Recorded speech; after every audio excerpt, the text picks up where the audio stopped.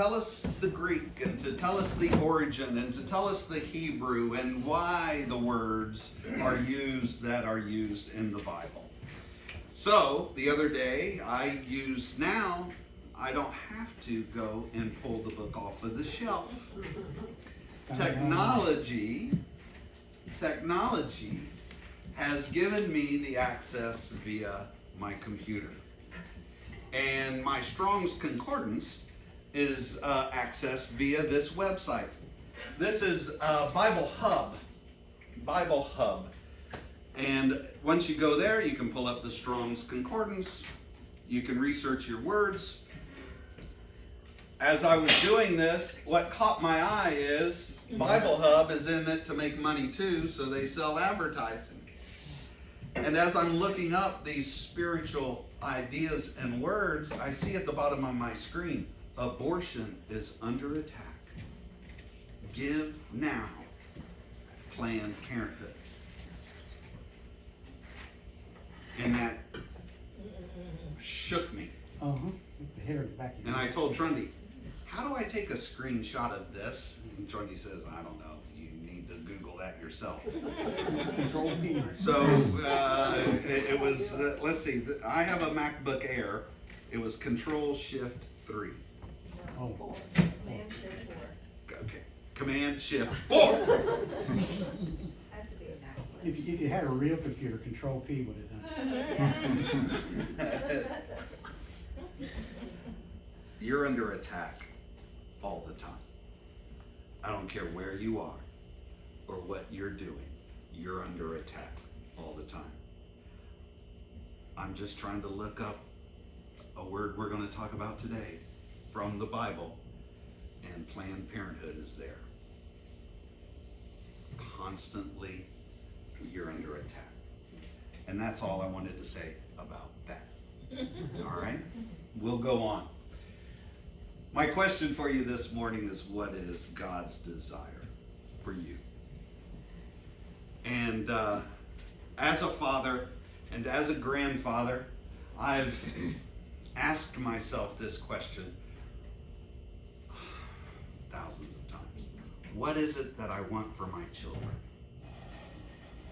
What is it that I want for my grandchildren? And the answer that comes back to me has changed over the years. As a father of 3 daughters, I prayed for a good husband for each one. And we've been blessed with that answered prayer. What is God's desire for you?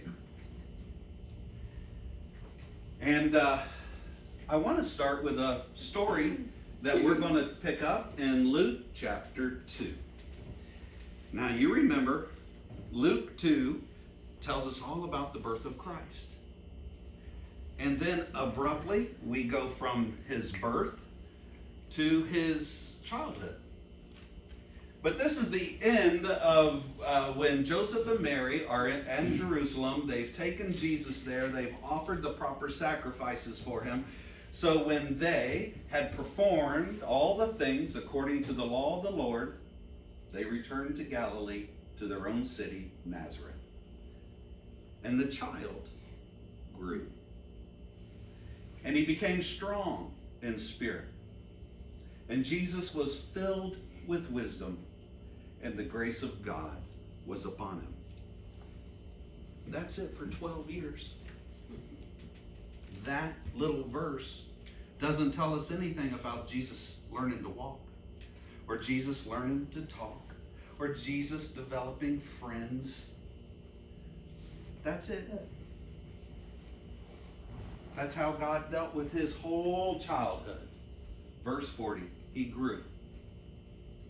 And now we jump to the age of 12. And we see in Joseph and Mary are doing exactly what parents should do. They're raising him up in the way of the Lord. His parents went to Jerusalem every year at the feast of the Passover. Good on Joseph. Good on Joseph. He could have found a reason not to be there. It was a long journey, and he's not a rich man. There's no way you could be a rich man from Nazareth, especially as a carpenter. But he does it. And when Jesus was 12 years old, they went up to the Jerusalem according to the custom of the feast. And when they had finished the days, so they've been there for a week, this isn't just a quick trip. When they had finished the days, as they, Joseph and Mary, as they returned, the boy, Jesus, lingered. He lingered behind in Jerusalem.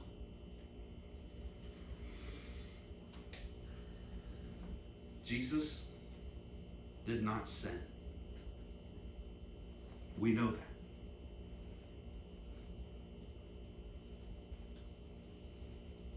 But he lingered. I'm not sure why he lingered.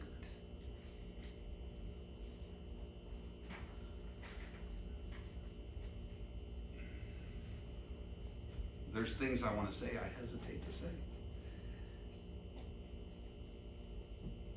Can you be thoughtless and not sin?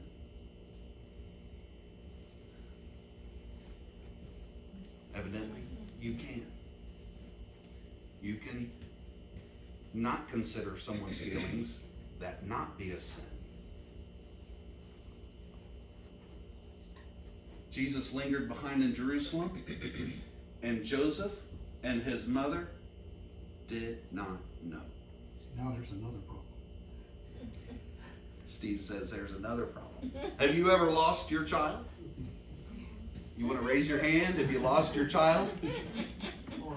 There's 3 honest ones in the group. Oh yeah, Nick's lost it. Okay, Nick's lost. Oh, Joseph and Mary, they went on. They packed up, right? They left town. They didn't have a head count. They supposed that Jesus was with the company. Who's the company? Oh, he's with his cousins. I want you to hear the conversation between Joseph and Mary. It's not that they didn't mention Jesus to one another. They did.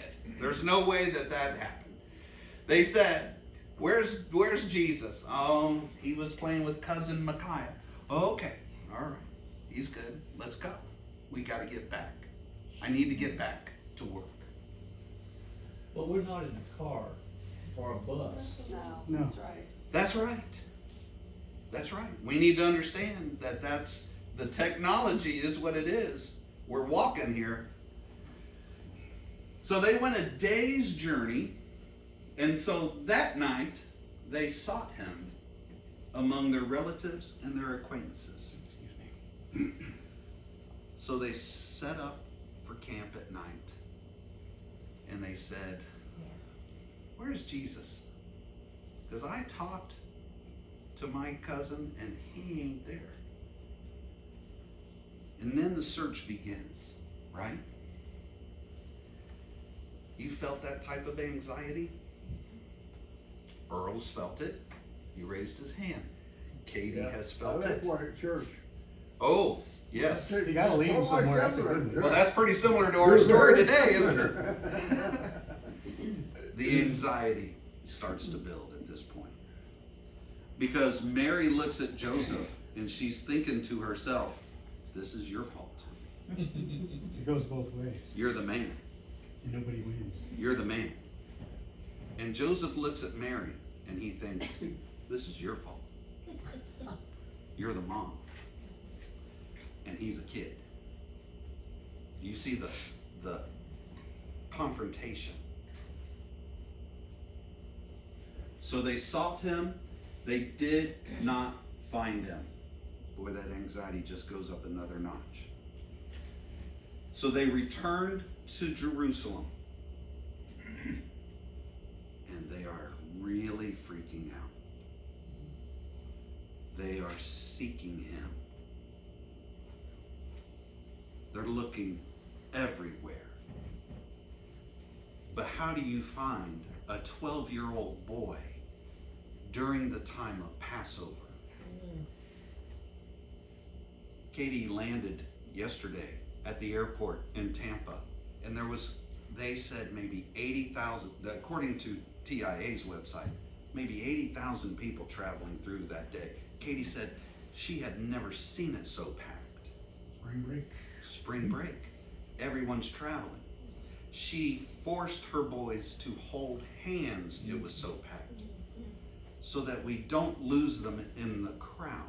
How do you find a 12-year-old boy? They're frantic.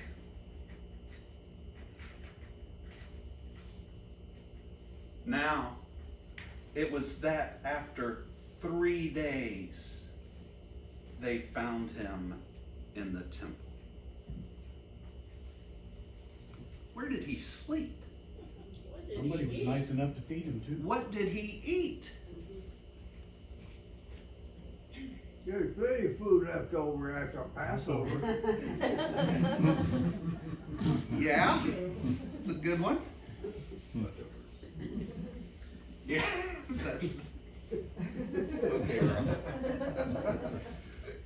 So where did he sleep? Okay. In this day and time, we would have already called the sheriff's office and told them we needed the heat sensor helicopter. It would be an, what is it? Amber Alert. Mhm. An Amber Alert. They found him after 3 days. They found Jesus in the temple. And they stop. Because they've been searching frantically, but they see him in the temple. And there's that moment where Joseph and Mary look at each other and they say this, "Thank God." And they don't rush over right away. They see Jesus sitting in the midst of the teachers.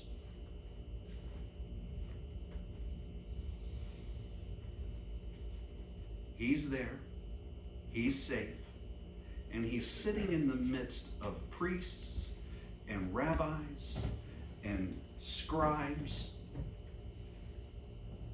And it's enough to stop you for a moment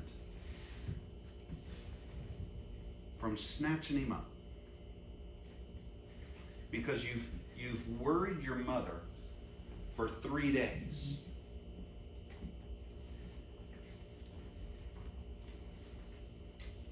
As a father, I will confess to you that my anger level would be explosive. Because he chose to do it too. He chose to do this to his mother. He didn't sin, but he chose to do this. And as a father,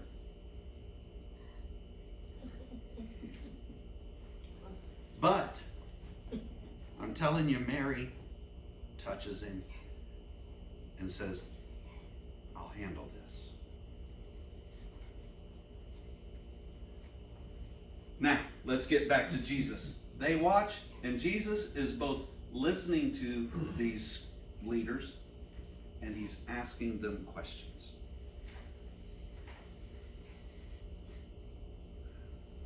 He's respectful.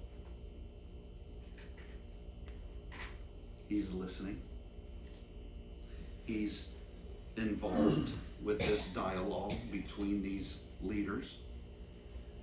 And all who heard Jesus were astonished at his understanding and his answers.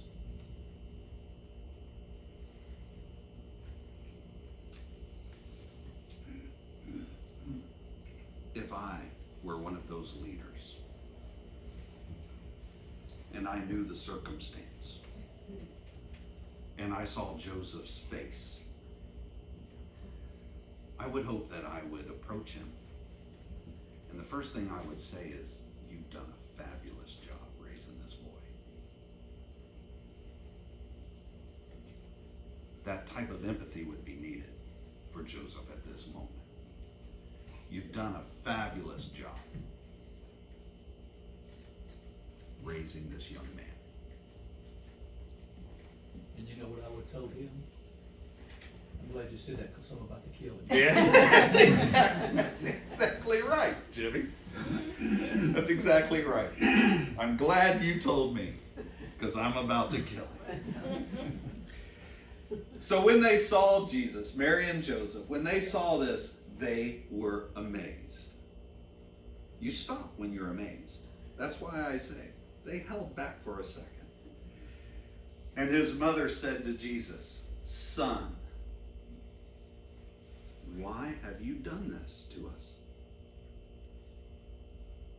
Why have you done this to your father? Do you see how upset he is?" Good on her. This last week, we had some discussions with Katie. We did some hikes, and that gives you time to talk. And we were discussing family dynamics. And Katie said, "You know, there's times where I see that my job is simply to soften Marinko and allow the relationship between him and his boys to reach equilibrium again, to allow it to be buffered." I see Mary doing that. Your father, she said to Jesus, look, your father and I have sought you anxiously.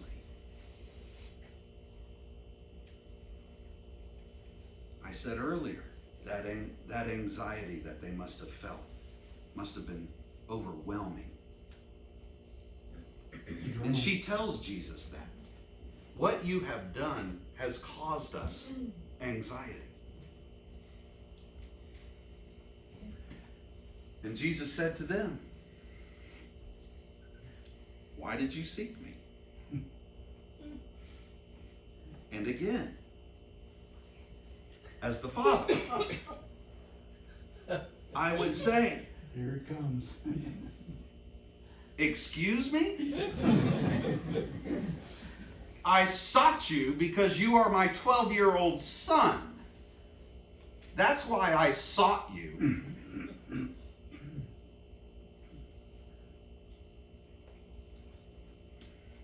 That are for those dads that have trouble being on time. I've already spent 5 days lost. Yes, I was on my way home. Now yes, you're costing me time. 5 days of work. 5 days of work. You're putting gray hairs on my head. Oh, they're coming anyway. No doubt.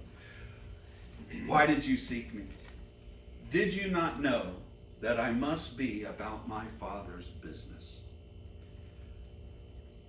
So Jesus here recognizes he has two fathers. His heavenly Father and his earthly Father. And he must submit to both.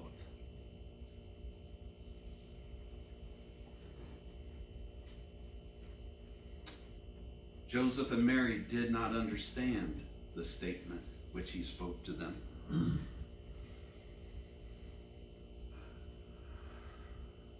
Can't you imagine that if you were Joseph? You're not my son. I'm your, yes, exactly. Now, verse 51, watch what Jesus does. He went down with them. Remember, everything is down from the temple. It was at the highest point in their minds and literally in the city. We always ascend up to the temple and we always ascend down from the temple. And Joseph and Mary now have custody of their 12-year-old son and they're heading back to Nazareth. And Jesus went down with them. And he came to Nazareth and he was subject to them.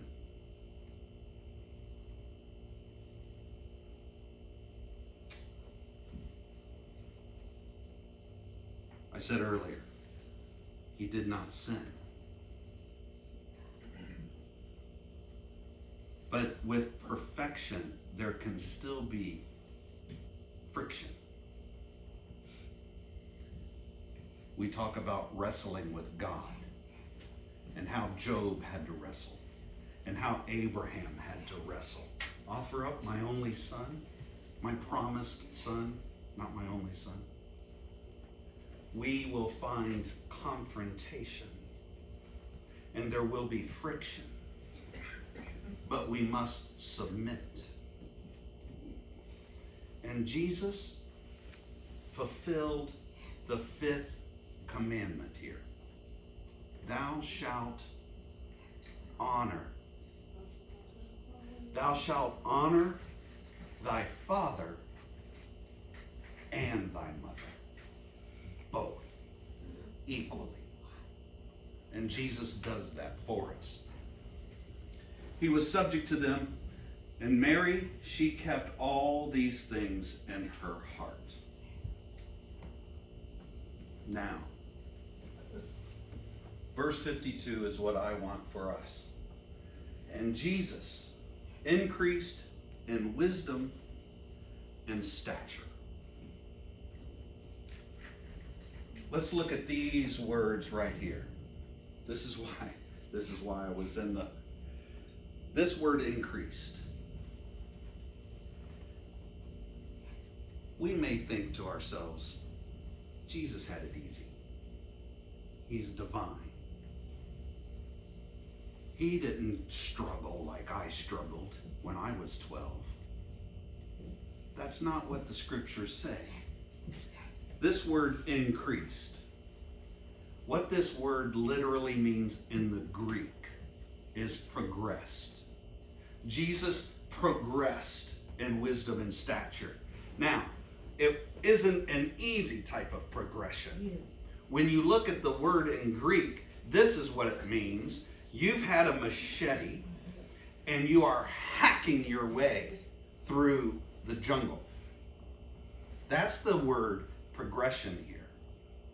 Your feet are sinking in the mud like all teenagers, and you're trying to submit to your parents, and you're hacking your way, trying to make your way as you grow up. That's the idea.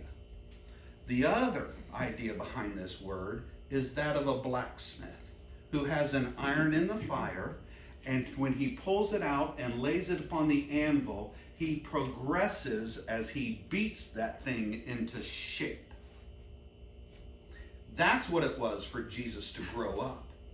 You think it was easy for him to hold his tongue when he knows who he is and he must submit to an earthly father who's going to ask him to do things that make no sense? But he still must submit. How many times you would hear people make comments about scripture or about creation or about life, and you are the eternal God, and you have to be quiet and submit. It's one of the hardest things for me to do, is to hold my tongue. And he had to do it over and over again. But he did it. And he grew in wisdom and in stature. The word wisdom is what it is. It is Sophia. And the word stature means that he grew in maturity. Not just that he got tall. This type of stature is a spiritual growth. And that's what God wanted for his son. God wanted Jesus to be wise and mature. He wants the same for us. Paul says, let this mind be in you, which was also in Christ Jesus. We're to be little Christs. We are to do everything that we can to be just like Jesus. Meaning we need to be wise, we need to be mature, and we need to be willing to submit to the will of God. That's what he wants. That's our task. God is above. And Jesus grew in wisdom. He grew in favor with God and man.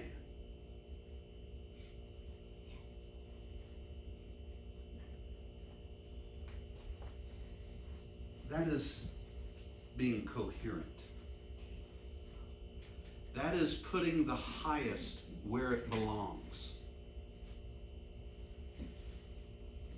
That is obeying his laws and his statutes. Studying and rightly dividing his word. That is a vertical relationship that Jesus shows us. We see that he had this wisdom. The priests, the scribes, his parents, everyone saw that wisdom displayed. That's for you and I to emulate. We need this vertical relationship. Before anything else in your life, that is what you need. Everything else hinges on that relationship. And now we talk about the horizontal. Jesus was progressing in favor with God and man. Both planes are important for us. First, we get into favor with God and then with man. If you don't have this, you won't have this, but you will have that. Yeah. That is incoherent. Nobody's listening. That is anxiety. That is Mary and Joseph in Jerusalem when they can't find their son. You know when you feel anxious, it's because you don't know where you're going. And you don't know what to do. Anytime you feel that, you're going to feel anxious. If you don't know your God, if you don't have the proper relationship with men, you're going to feel that.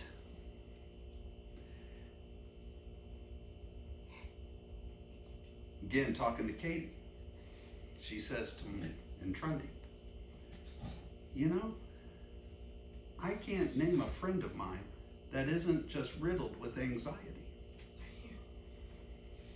Isn't that what you said? And it's always because of some sin. They need to learn to forgive themselves. We need to get this right. Then we need to protect this so we avoid that. You're not productive here. That isn't wise and that isn't mature. That is to be avoided.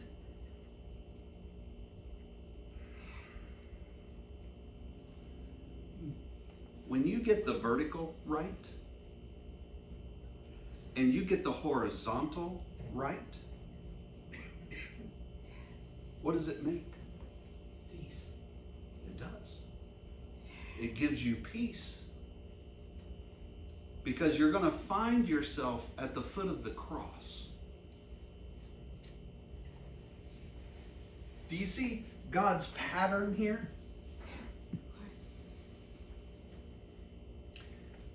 Do you think that it's a coincidence that Jesus died on a cross?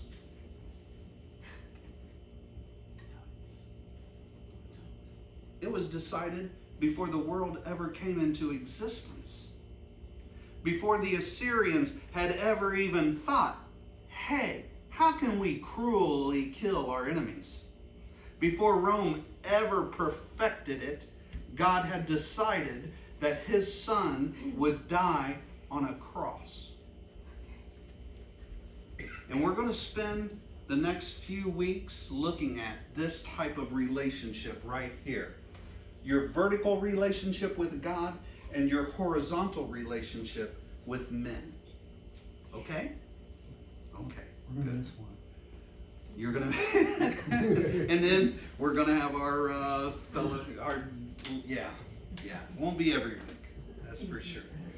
Look, guys, when you realize that this is where you belong, then you're going to say to yourself, what am I to do? What am I to do? I am to serve God, and I am to love my neighbor.